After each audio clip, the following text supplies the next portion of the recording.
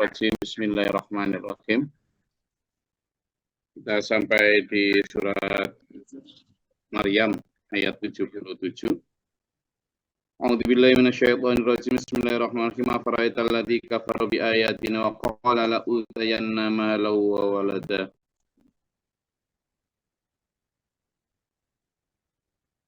Lalu apakah engkau telah melihat orang yang mengingkari ayat kami dan dia mengatakan pasti aku akan diberi harta dan anak. Attala'al ghaiba am ittakhadha 'inda rahmani 'ahdan kalla. Jadi orang-orang itu kok yakin banget itu loh bahwa hidup mereka akan panjang umur, hartanya banyak, anaknya banyak. Seperti yang sering saya sampaikan bahwa di masa itu ukuran strata tinggi sosial itu adalah ketika hartanya banyak, anaknya banyak. Harta dan anak itu jadi ukuran. Jadi itu strata. Anak itu termasuk ukuran dia itu masuk status sosial tinggi atau tidak. Sehingga itu sering disebut di dalam Al-Quran sebagai instrumen yang dipakai setan untuk membandingkan dengan iming-iming surga biasanya, iming-iming akhirat. Ya. Di ayat ini juga dijelaskan bahwa kamu melihat orang yang mengingkari ayat-ayat kami itu dan mengatakan kami pasti akan punya anak banyak, punya harta banyak. Mereka itu dia itu bisa melihat yang gaib atau memang sudah ada janji sama Allah. Tidak ada, kala sanaktubu ma yaqulu wa namuddu lahu minal adzabi maddan. Dan kata Allah, enggak sekali-kali enggak. Kami akan mencatat apa yang mereka katakan itu. Dan bahkan kami akan memperpanjang baginya azab. Nah, yang kemarin kita pelajari dalam ini ada.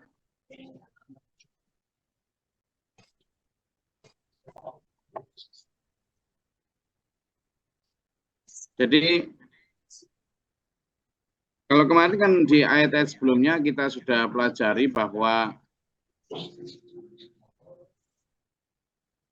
orang ketika dipanjangkan umurnya itu tidak serta-merta bahwa mereka diberikan ridho. Tapi bahkan di ayat 178 atau 9 kemarin surat Ali Imran, ternyata ada orang yang dipanjangkan umurnya itu justru untuk menambah siksa.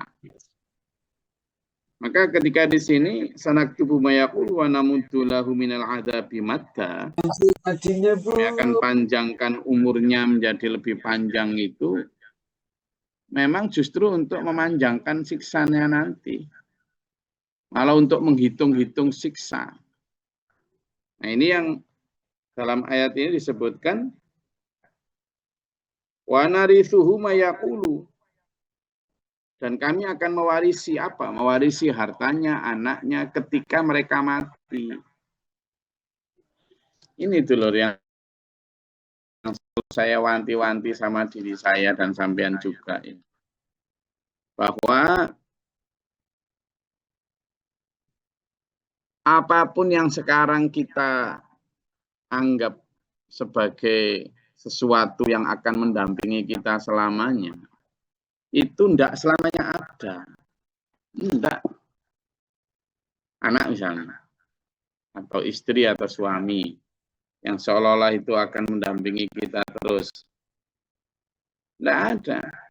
Itu nanti akan pergi sendiri-sendiri, bahkan jangankan belum di akhirat. Di dunia saja, kebersamaan dengan suami, kebersamaan dengan anak, itu dibatasi oleh banyak hal loh. Bukan hanya kematian loh ya, tetapi juga oleh kondisi-kondisi sosial.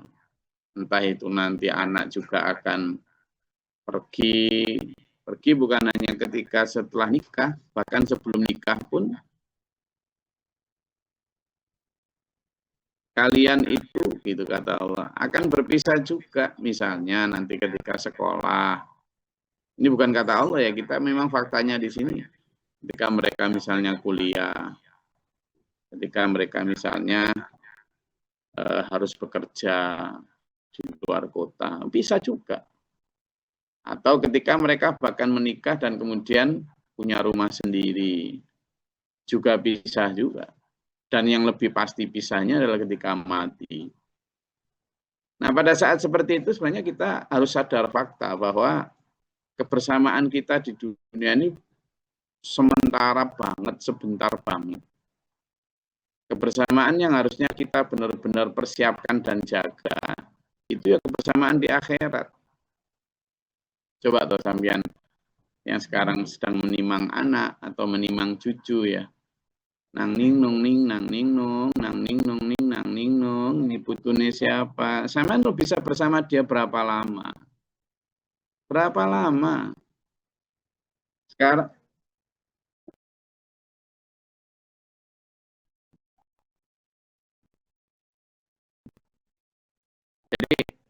ketika misalnya anak kita atau cucu kita lucu itu ya, dia lucunya berapa lama? Bentar lagi udah nggak lucu. Ini ada di depan saya ini yang kayak lucu padahal nggak lucu juga. Ya disukai banyak orang, nanti sebentar lagi juga enggak. Ya kan? Sementara banget.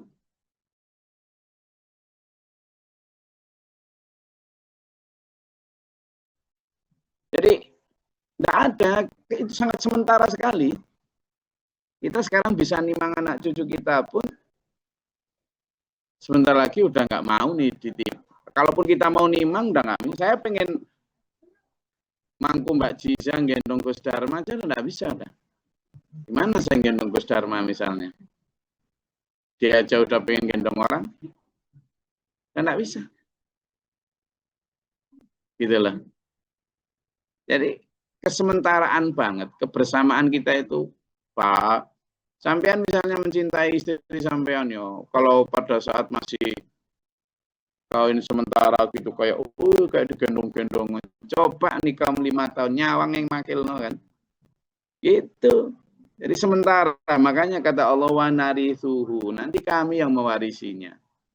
Kamu juga kemudian kata Allah di sini ayatnya wa yatina fardan. Nanti begitu kamu pisah sama mereka semua hartamu, anakmu, kamu datang ke kami itu sendiri. Lakot jitumuna furoda. Gitu loh. Jadi furoda itu apa artinya? Sendiri. Teman itu ngerti furodanya, kalau haji furoda, umroh furoda aja. Furoda itu artinya apa? Sendiri. Lakot jitumuna furoda. Ada banyak itu, ada dalam surat Al-An'am. Coba dibuka itu, surat Al-An'am ayat 94. Laqad ji'tumuna furoda.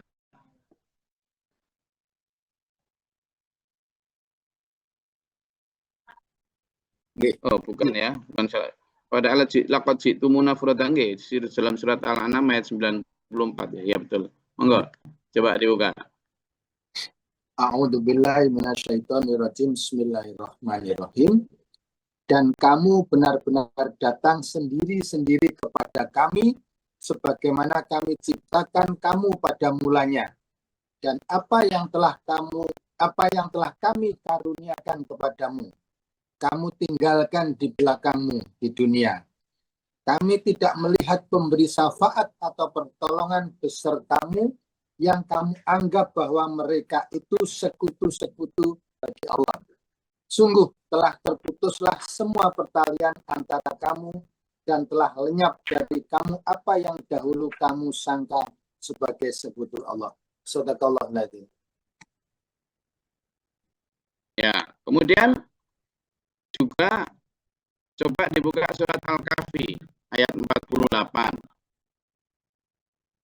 Surat Al-Kahfi ayat 48.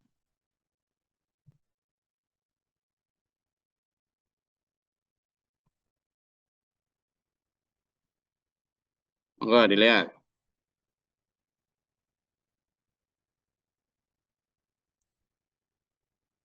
Izin Gus. A'udzubillahi Monggo. minasyaitonir Bismillahirrahmanirrahim.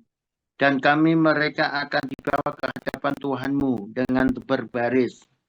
Allah berfirman, sesungguhnya kamu datang kepada kami sebagaimana kami menciptakan kamu pada pertama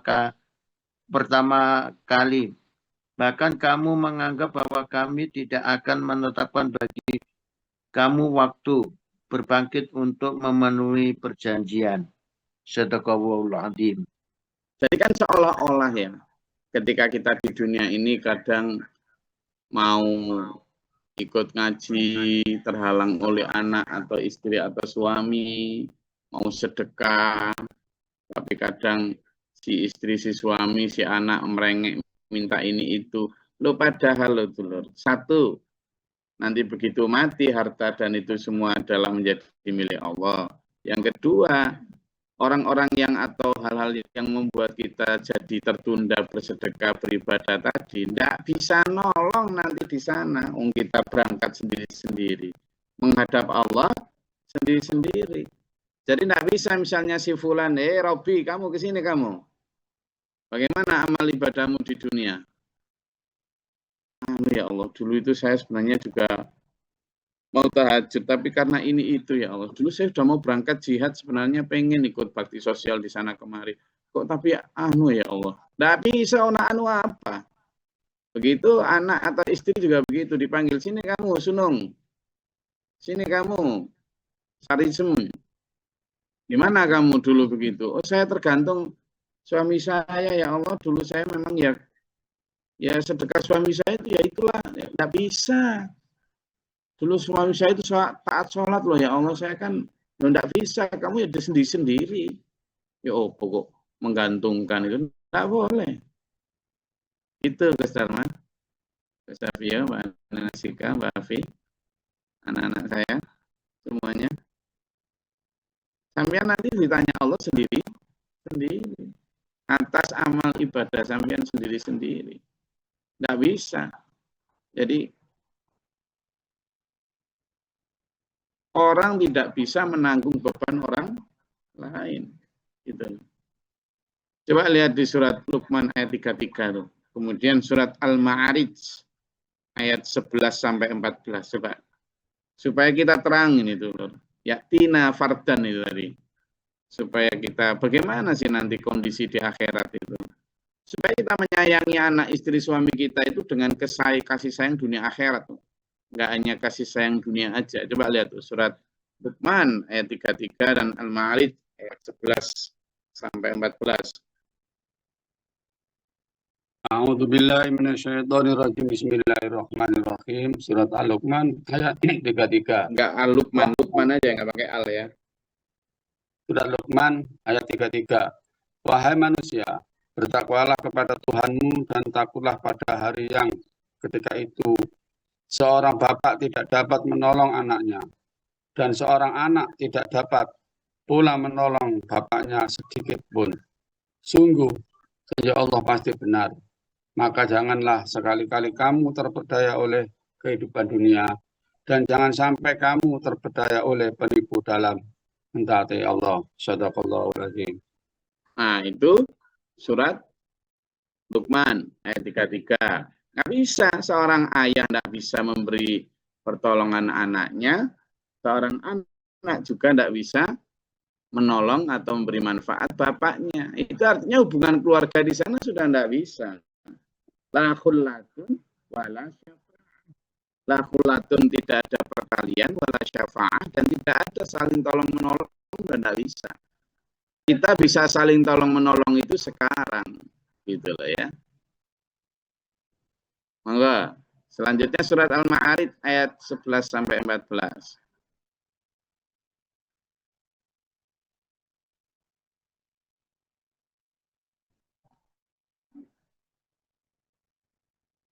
Monggo.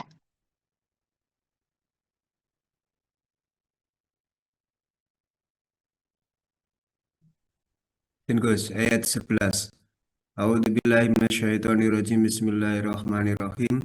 Sedang mereka saling melihat pada hari itu orang yang berdosa ingin sekiranya dia dapat menebus dirinya dari azab dengan anak-anaknya. Shadaqallahul adzim. Lanjut. Yang lain kalian?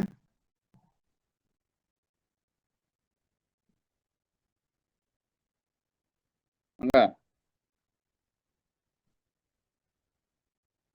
Ayat sampai 14 itu. 12, 13, 14. A'udzubillahi minasyaitonirrajim. Bismillahirrahmanirrahim. Ayat 12, dan istrinya dan saudaranya dan keluarga yang melindunginya di dunia dan orang-orang di bumi seluruhnya, kemudian mengharapkan tebusan itu dapat menyelamatkannya. Shadaqallahul adzim. Nah, kalau di atas kan tadi gitu. Mereka berpikir bahwa seandainya saja hartanya itu dulu yang dikumpulkan itu bisa menebus azab yang di sana. Bahkan anak istrinya semuanya juga berharap begitu. Tapi apa kata yang ayat 13 selanjutnya? Monggo.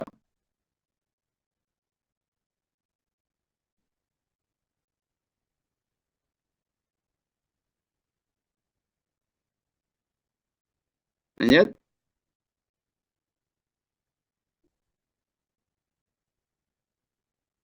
Oke, lanjut. Silvi tadi aja langsung. Atau yang lain, silakan. Lanjut, Gus. Oke. Ayat 15. 15. A'udzubillahi minasyaitonirrajim. Bismillahirrahmanirrahim. Sama sekali tidak, sesungguhnya neraka itu api yang bergejolak. Oke. Jadi di situ disebutkan tidak bisa sudah. Anak, istri, suami, harta, tidak bisa manfaat apa-apa tuh. Furoda itu sendiri. Seseorang akan berangkat menuju Allah dengan sendiri.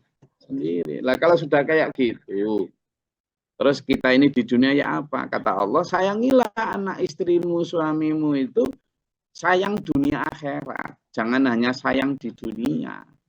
Sayang di dunia itu ya dicukupi semuanya, dituruti semuanya, dimanja semuanya. Itu namanya sayang di dunia. Kalau sayang di akhirat itu ya bahkan kadang bertentangan dengan nafsu. Sedikit memaksa, bahkan kadang misalnya ngajak sholat, ngajak duha, ngajak tahajud, ngajak puasa sunnah, ngajak untuk ikut berdakwah, ngajak bersedekah. Memang kadang ya terasa mengganggu. Bahkan kadang misalnya anak minta handphone yang lebih mahal, tidak usah lah nak, handphone itu sudah cukup. Ayah memang punya uang, tapi ayo ini untuk HP-mu di akhirat ya. Ini tak berikan ke kamu, tapi untuk HP-mu di akhirat. Gitu memang. Harus begitu. Ayo nak, bangun nak, bangun. Masih ngantuk? Iya nak, aku tahu kamu ngantuk. Ayo bangun, aku sayang kamu, makanya tak ajak untuk mencari maqamah mahmudah, derajat tinggi nanti di sisi Allah di akhirat. Dengan cara itu, tidurnya cukup ya, 5 jam, 6 jam cukup. Ayo sekarang tahajud. Masih ngantuk ya, makanya kamu jangan tidur terlalu larut supaya malam bisa tahajud. Ayo bangun. Itu namanya sayang dunia akhirat. Kadang kita enggak, kasihan dia biarin tidur. Itu namanya cuma sayang dunia. Menterlantarkan di akhirat. Atau enggak apa-apa, belikan aja, enggak apa-apa, nanti sedekahnya kapan-kapan. Itu namanya sayang dunia, tapi menterlantarkan akhirat. Gitu loh, Telur. Terus enggak apa-apa, dia enggak ikut ngaji, enggak apa-apa, biarin, enggak apa-apa. Itu namanya cuma sayang dunia. Gitu loh. Jadi ayo disayangi. Saya mengajak untuk menyayangi mereka. Tapi dunia akhirat. Karena apa? Dengan hanya menyayangi dunia, sebenarnya kayak sampean semua itu sedang menjerumuskan di akhiratnya. Nah, maka yuk kita bawa. Karena tujuan akhir kita berkeluarga itu kan seperti yang dalam surat Ar-Ra'd itu ngajak untuk masuk surga bersama-sama. Tapi ya di dunia dengan cara yang sama. Kita mengajak untuk beribadah dalam satu frame yang sama. Kenapa? Karena mereka itu orang-orang yang lupa akhirat itu. Wattakhadhu min dunillahi alihatan liyakunu lahum aizan. Mereka, kata Allah dalam ayat 81, dan mereka telah memilih Tuhan-Tuhan selain Allah agar Tuhan-Tuhan itu menjadi pelindung bagi mereka. Ini adalah ketika ada ayat-ayat semacam ini, seringkali para penafsir itu hanya fokus pada Tuhan-Tuhan yang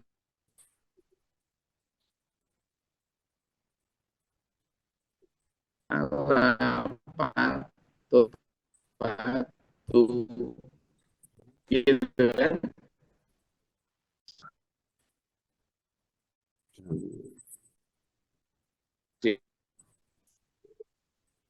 Halo, suara saya bisa dengar ya?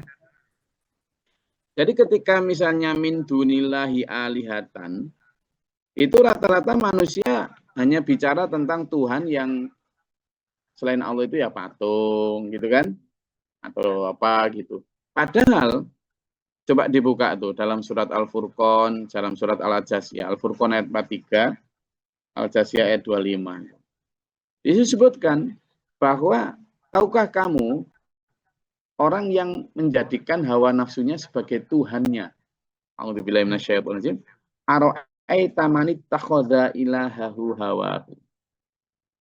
Tahukah kamu siapa orang yang menuhankan hawa nafsunya? Berarti yang dimaksud di sini menjadikan wattakhadhu min dunillahi alihatan. Orang yang menjadikan selain Allah sebagai Tuhan itu enggak hanya patung, tapi juga yang menjadikan hawa nafsunya sebagai Tuhan. Dan mereka tidak bisa menolong nafsunya sekarang ini yang diikuti, terus itu nanti di akhirat tidak bisa menolong. Kala sekali-kali tidak. Saya guru Nabi ibadatihim wa yakununa alaihim diddan. Bahkan mereka nanti akan mengingkari nafsu mereka, mengingkari harta anak mereka yang menjadi bahkan menjadi musuh mereka nanti. Alam taro anna arsalna syayatina 'alal kafirina ta'uzzum azza fala ta'jal 'alaihim. Tidakkah engkau perhatikan bahwa sebenarnya kami sudah memutus itu setan-setan untuk menjadi penggoda memang. Nah, dan kami sudah kan dulu meskipun Allah mengutus setan sebagai penggoda, tetapi Allah kan juga memperingatkan dalam surat Yasin itu. A'udzubillahi minasyaitonirrajim. Alam a'had ilaikum ya bani Adam. Bukankah sudah aku peringatkan kamu wahai anak cucu Adam, alla ta'budu syaitan, agar kamu jangan mengikuti setan. Jadi memang itu skema ujiannya begitu. Allah menurunkan setan untuk menjadi penggoda, tapi Allah juga memperingatkan manusia jangan tergoda, gitu. Itu ujian kita. Maka kata Allah, fala ta'jal alaihim, kamu jangan Muhammad tergesa-gesa agar mereka dikasih azab. Kenapa? Karena innama na'uddu lahum adda, kami benar-benar menghitung semua kesalahan dan dosa mereka dengan teliti. Dan itu nanti ada hitungannya sendiri. Jadi tidak usah tergesa-gesa untuk agar mereka diadab dan sebagainya. Yauma nahsyurul muttaqina ilar rahmani wafda. Pada hari di mana orang-orang muttaqin nanti akan menghadap Allah wafdan dalam kafilah yang terhormat. Dulur, saya ngajak betul ya, nanti di akhirat itu ada segolongan orang yang berjalan di atas cahaya. Yang bergelimang cahaya. Gitu loh. Dan ketika itu banyak orang munafik yang meminta agar diberikan cahaya, meminta bagian cahaya ketika di akhirat. Tapi mereka tidak dikasih. Kenapa ya? Karena memang dalam surat yang disebutkan situ hanya orang bertakwa yang kebagian cahaya. Nah ini betul kafilah yang terhormat. Jadi nanti ada golongan orang-orang yang berjalan di atas cahaya, yang wajahnya bercahaya. Rasulullah SAW pernah gini, aku ingin sekali kayak gini, ingin bertemu dengan saudaraku. Para sahabat lalu bertanya, loh bukankah kami ini saudaramu ya Rasul? Kata Nabi, bukan. Kamu sahabatku, saudaraku nanti akan datang di akhir zaman. Loh bagaimana engkau aku akan menyambutnya nanti di Telaka Khaut. Nah, bagaimana engkau mengenali mereka ya Rasul? Gampang. Nanti itu mereka akan bercahaya muka, tangan dan kakinya, bahkan seluruh tubuhnya bercahaya. Bekas wudhu mereka. Kamu kan gampang kalau misalnya mengenali ada sekumpulan ternak atau kuda yang semuanya berwarna hitam dan sebagian dari mereka, sebagian kecil dari mereka ada yang bermuka putih dan kaki putih. Gampang tuh mengenalinya. Nah, nanti di akhirat itu semua orang akan iswadat wujuhuhum. Jadi bermuka hitam semua, legam semua. Tapi ada yang ibyadot wujuhuhum dan ada yang mereka kemudian putih bersinar. Nah ini loh dulur, orang yang kafilah ini yang ditunggu sama Rasulullah Muhammad SAW. Ayo kita menjadi itu ya, yang menjadi orang yang ya memang menjaga pola ibadah kita, pola sedekah kita bersama anak istri kita, suami kita ajak supaya menjadi ini kafilah yang terhormat. Siapa? Orang-orang yang ilar rahmani wadda. Ya, al-muttaqina ilar rahmani wadda. Oke, monggo kalau ada yang mau ditanyakan, sampaikan silakan.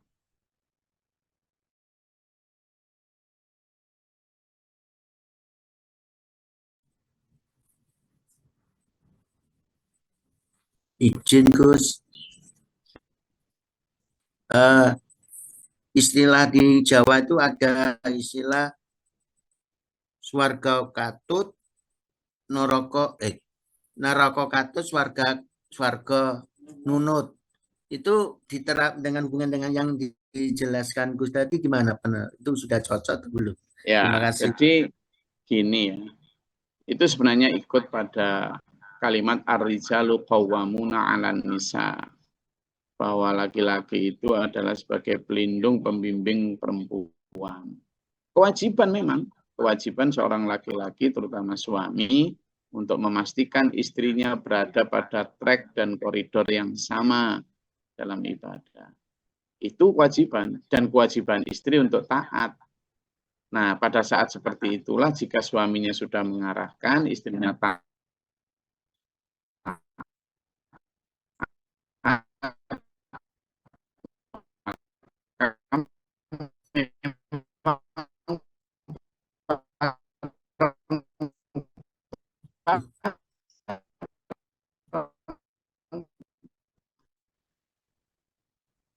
ke surga bareng. Dan dalam kondisi seperti itu memang suami harus mengarahkan istrinya, istri harus taat. Nah, itulah kemudian katanya swarga katut neraka nunut. Swarga nunut neraka katut.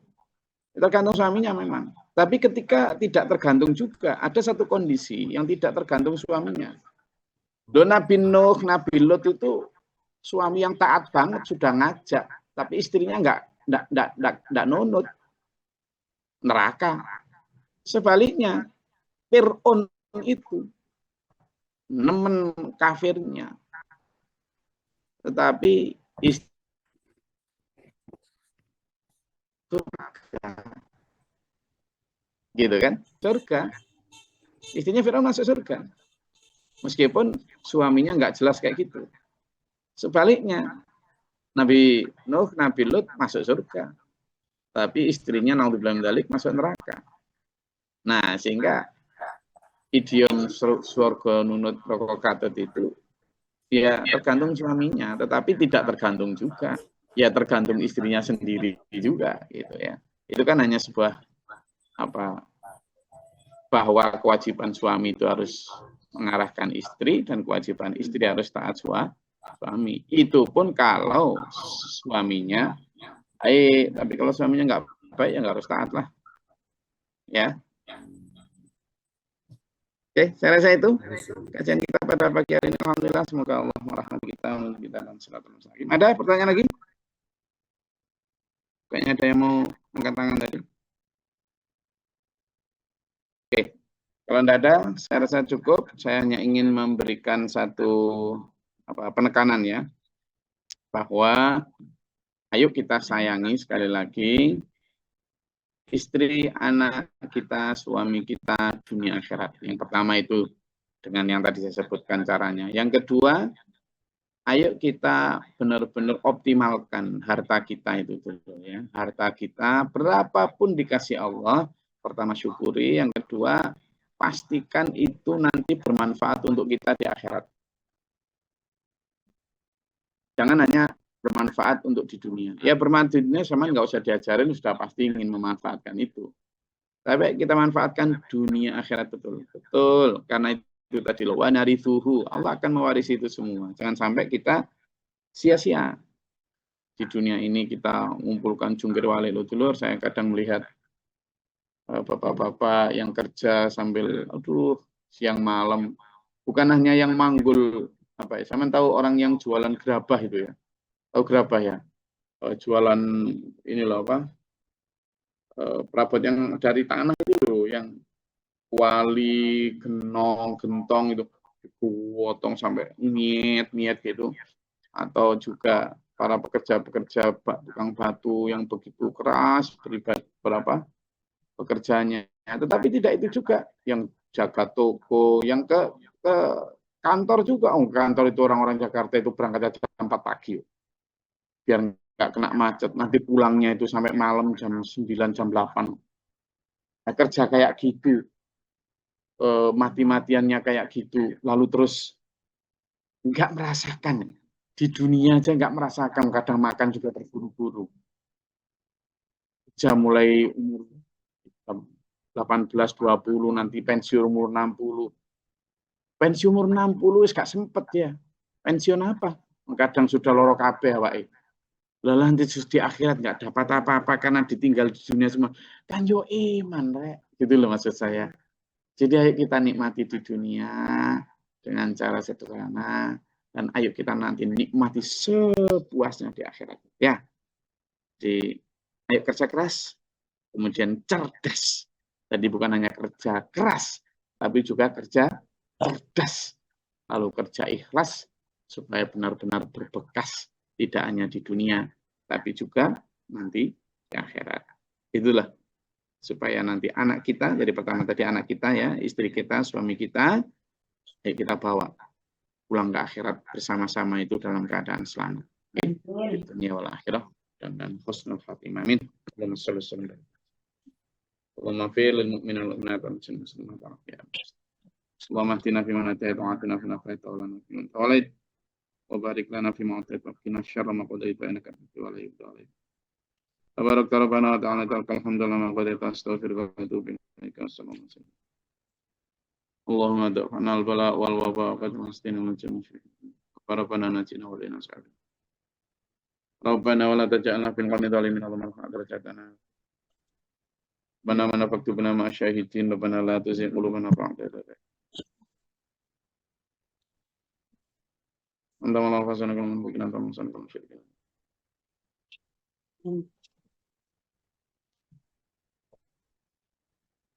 Tapi ya tu kami nama jatuh syaitan Allah kalau ya dan Allah. Allah Taala Bapa rahmatika Allah masih rahmatan wa taqaddam. Wa ma afri lan sabran sabidin. Wa ma fatil samawati. Alimul ghaib.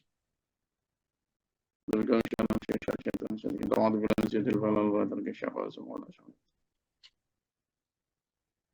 Rabbana hab lana min azwajina dhurriyyatina qurrata a'yun waj'alna lil muttaqin. Rabbana atina hasanatan wa qina adzaban nar. Rabbana taqabbal du'a innaka antas samiul 'alim wa a'lam bishawabir. Bismillahirabbil alamin. Assalamualaikum warahmatullahi wabarakatuh. Waalaikumsalam Allahumma bil Qur'an lana imamah.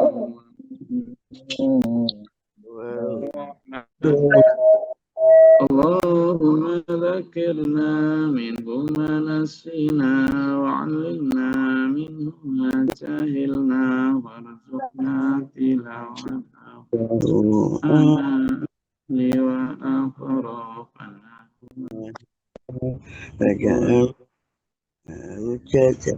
Ya